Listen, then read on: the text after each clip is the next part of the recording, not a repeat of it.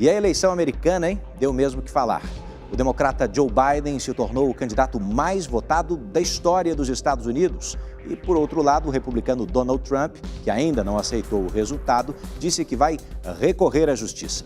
Bom, quem vai nos explicar melhor essa história é a correspondente Evelyn Bastos, que vai chegando aqui ao vivo dos Estados Unidos. Ela que se tornou uma especialista em eleição americana porque cobriu essa corrida do início ao fim. Evelyn, boa noite para você. Conta pra gente, Joe Biden já está garantido no cargo ou não? Oi, Edu, muito boa noite para você, para Carolina e para todo mundo que nos acompanha nesse domingo. Olha só, quem vai mesmo poder responder essa pergunta, tudo indica, é a justiça americana. Isso porque, Edu, matematicamente, Joe Biden está sim eleito. Mas o atual presidente Donald Trump se recusa a aceitar essa derrota e decidiu iniciar uma batalha judicial para se manter no cargo. Ele formou aí uma grande equipe jurídica para contestar essa eleição que, segundo ele, foi fraudada. Até o momento, Trump não apresentou nenhuma prova das suas acusações, mas parece estar tranquilo. Hoje até jogou golfe pelo segundo dia consecutivo e segue dizendo que foi o verdadeiro vencedor desta eleição. A partir de amanhã, Trump promete entrar com várias ações em muitos estados americanos que deram a vitória a Biden, e essa semana promete ser muito longa. Mas para os eleitores de Joe Biden, não há motivos para preocupação e o momento é de comemoração, como a gente vê agora na reportagem. Foi um chamado à reconciliação nacional. No primeiro discurso como presidente eleito dos Estados Unidos, ontem à noite, o democrata Joe Biden disse que vai se empenhar para ganhar a confiança dos eleitores de Donald Trump. Pediu o fim da agressividade e do racismo e prometeu começar a trabalhar ainda nesta semana num plano para combater a Covid-19. Milhões de pessoas saíram às ruas para comemorar a vitória de Biden. Mas o país continua dividido. As eleições americanas desta semana foram uma guerra de nervos como há muito tempo não se via. Simpatizantes de Biden e do presidente Donald Trump se estranharam durante os protestos. Mas o resultado final ainda poderá ser decidido nos tribunais, como já aconteceu antes na complexa democracia americana. O morador temporário da famosa Casa Branca recebe um salário de $400 mil por ano, o equivalente a R$2.200.000. E o mais importante, ele acumula muito poder. O presidente dos Estados Unidos lidera o exército mais bem equipado do mundo e também a maior economia.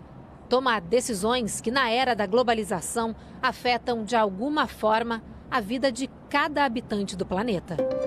Empresário bem-sucedido e bilionário, Trump sempre sonhou em ser presidente. Não pelo dinheiro, tanto que cumpriu a promessa feita durante a campanha em 2016 e desde a posse doou todo o salário para órgãos públicos e projetos sociais. Tudo indicava que Trump se reelegeria com facilidade, mas a popularidade dele caiu nos últimos meses pela forma como administrou a pandemia da Covid-19.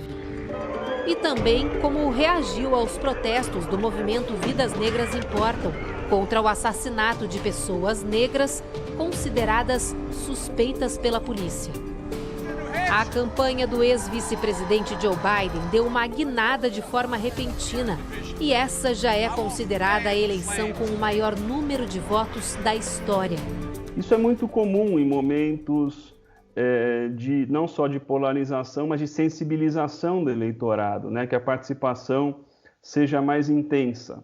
Cerca de 160 milhões de eleitores votaram nesta eleição e 40% deles enviaram as cédulas antecipadamente pelo correio.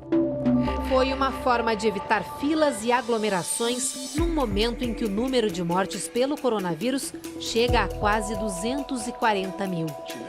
O democrata Joe Biden pediu que os simpatizantes dele, por segurança, votassem pelo correio. Já o presidente Donald Trump convocou os eleitores a irem votar pessoalmente, alegando que assim evitariam fraudes. Isso explica o impasse que o mundo acompanhou durante a semana. Como os Estados Unidos não têm um órgão que coordena a apuração dos votos, a exemplo do Tribunal Superior Eleitoral no Brasil, cada um dos 50 estados americanos segue ritmos e regras diferentes. Alguns estados permitem a contagem dos votos recebidos por correio, mesmo dias após a eleição. Donald Trump largou na frente, já que a apuração dos votos presenciais é feita primeiro. Mas assim que os votos por correio começaram a ser abertos, Joe Biden empatou tecnicamente com ele. A disputa ficou então concentrada em 4 estados-chave: Nevada, Pensilvânia, Geórgia e Carolina do Norte, justamente onde havia mais votos por correio para receber e computar. Joe Biden sempre manteve a liderança em Nevada. Trump estava na frente nos outros 3 estados. Mas na manhã de sexta-feira, o democrata ultrapassou Trump na Pensilvânia e na Geórgia. Com 99% dos votos apurados na Geórgia, a diferença entre os 2 candidatos era de apenas 0,08 ponto percentual, o que, por lei, levou o estado a anunciar uma recontagem obrigatória. Advogados do Partido Republicano também entraram com uma série de recursos para pedir recontagem em 4 estados e para interromper a apuração dos votos enviados por correio, alegando que eles são ilegais. Trump foi à TV na quinta-feira à noite dizer que tinha ganho a eleição e que estava sendo roubado graças a um complô democrata.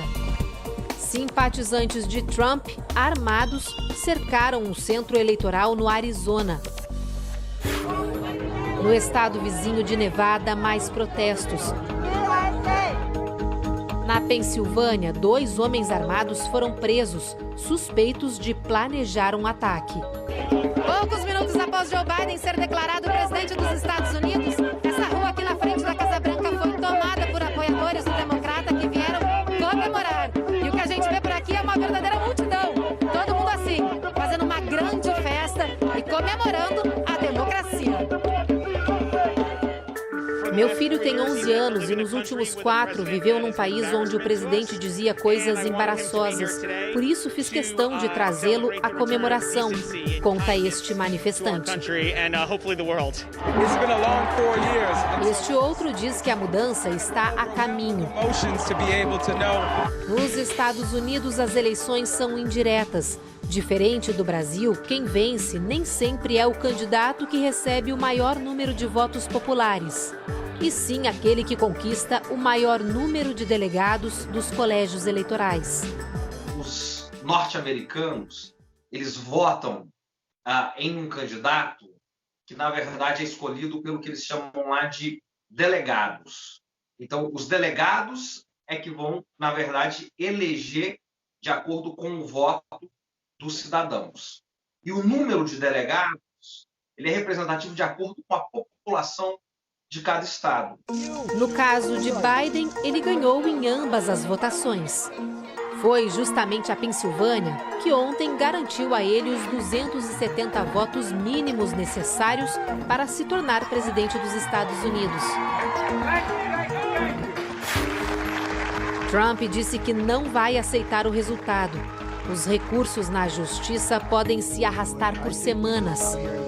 Advogado, Biden está na política há mais de 5 décadas. Aos 29 anos, ele se tornou um dos senadores mais jovens dos Estados Unidos. Entre 2009 e 2017, ele foi vice de Barack Obama, o primeiro presidente negro do país. Agora, aos 77 anos, se tornou o candidato mais votado da história e o mais velho a disputar a presidência. De quebra, fez dobradinha com Kamala Harris, a primeira mulher e negra a ser eleita vice-presidente dos Estados Unidos.